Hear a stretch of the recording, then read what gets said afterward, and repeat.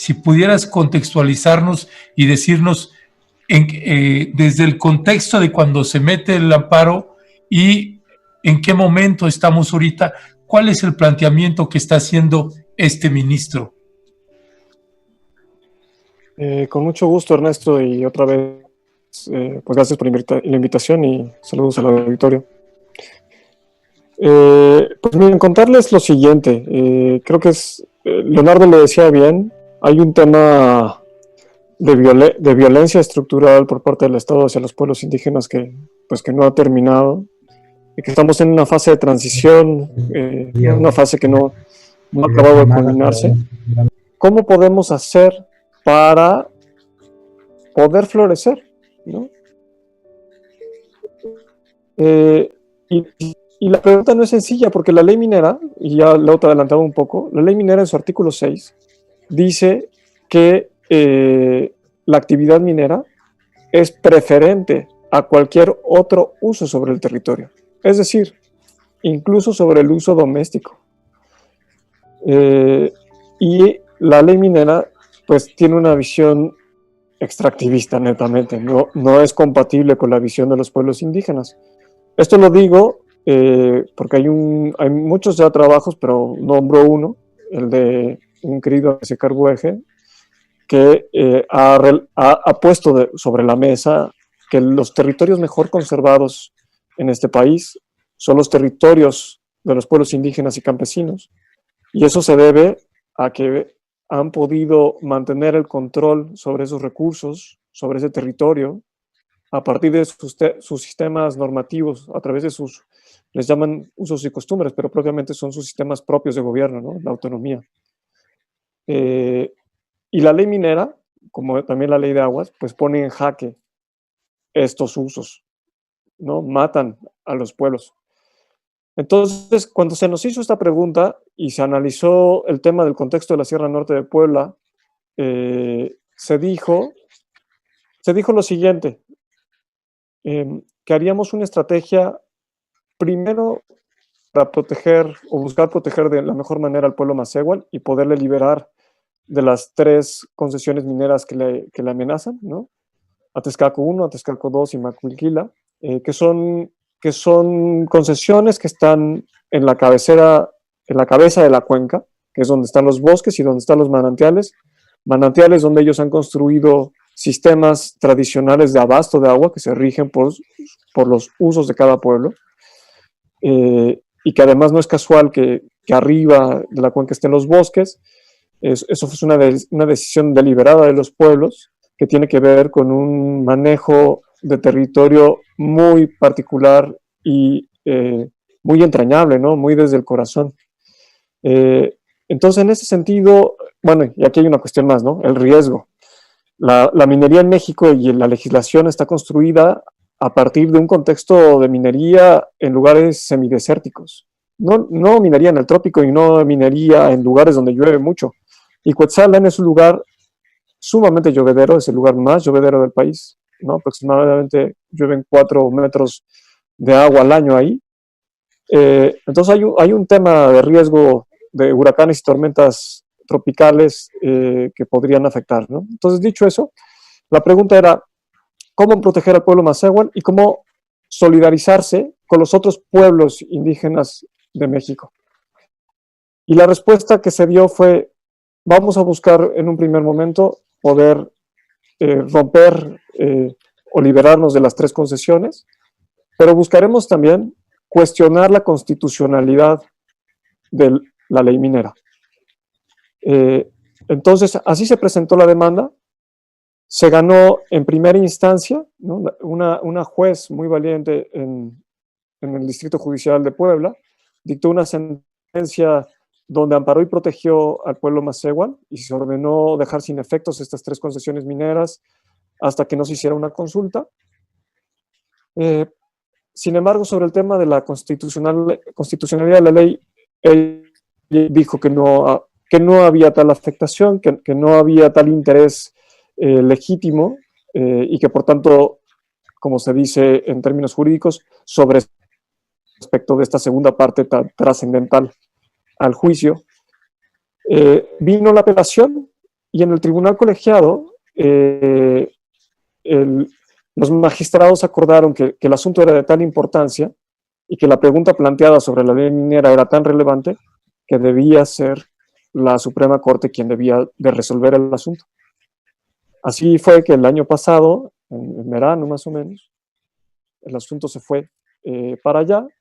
El asunto quedó alojado en la segunda sala de la Suprema Corte de Justicia.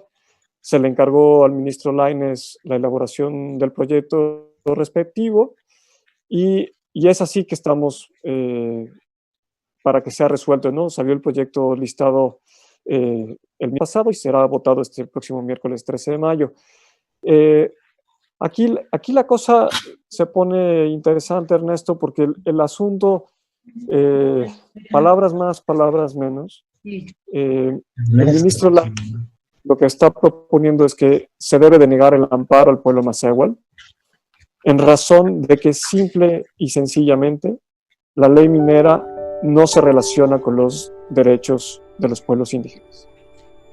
Y hago otra vez énfasis en esto. Cuando empezamos este programa, fuiste tú quien dijo otra vez la ley minera, otra vez la afectación a los pueblos indígenas.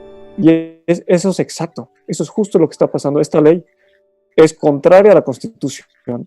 Esta ley profundamente lastima los derechos de los pueblos indígenas, particularmente 3 derechos. Primeramente, el derecho al territorio. Segundo, el derecho al agua. Y tercero, el derecho a la autonomía. Entonces, en este proyecto, el ministro no hace un desglose de sus argumentos, simplemente se limita a decir, sí, perfecta. Y nosotros entendemos que su argumentación está como muy desde lo literal, ¿no? Y de hecho se mencionan ahí un par de ejemplos donde la Corte ha declarado inconstitucionales algunos ordenamientos jurídicos, como pasó en un par de legislaciones que afectaban al pueblo maya en el estado de Yucatán. Pero no entra aquí a la profundidad. Aquí decirles, creo que 2 cosas y tal vez con eso no extenderme más. La primera es que en el amparo se hicieron una serie de peritajes. Y nomás voy a nombrar el peritaje antropológico y el peritaje ambiental. En el peritaje ambiental, el perito oficial de la juez dijo que la minería puede ocasionar 88 impactos negativos sobre el territorio. Y el peritaje antropológico confirmó lo siguiente. Dijo, el simple hecho de que el Estado mexicano otorgara unas concesiones mineras transgrede la relación íntima que tienen el pueblo macehual con su territorio. Y esto no es casual. En la cosmovisión, y Nazairo tal vez pueda decir algo de eso, en la cosmovisión náhuatl, la cosmovisión macehual, en el subsuelo está el Tlalocan, que es donde vive el Señor y la Señora de la vida. Y por eso las cuevas y los manantiales son sagrados. Entonces aquí lo que está en juego es una relación sumamente especial, sumamente entrañable, ¿no? Está en juego, y esto lo ha dicho la Corte Interamericana de Derechos Humanos, ha hecho mucho énfasis en el tema de cómo el territorio es el espacio de vida de los pueblos indígenas. Si la industria, a través de estas leyes, lastima, pues es claro que violenta los derechos. Entonces, yo les mencionaba estos 2 peritajes, y por otra parte está lo que han dicho los organismos internacionales, y ya mencionaba yo ahorita la Corte Interamericana, pero también están los relatores de Naciones Unidas sobre derechos de los pueblos indígenas, y aquí hay unos trabajos excelsos sobre las afectaciones que las industrias extractivas, porque no es solo la minera, a la que ellos han trabajado, de cómo esto se lastima, estas relaciones y esta posibilidad de mantener un control sobre un terruño propio, ¿no? Entonces, lo que nosotros vemos, Ernesto, es que al proyecto le faltó entrar a profundidad. Creemos que tenía el protocolo que la misma Corte se dio para tratar este tipo de casos y que no lo utilizaron.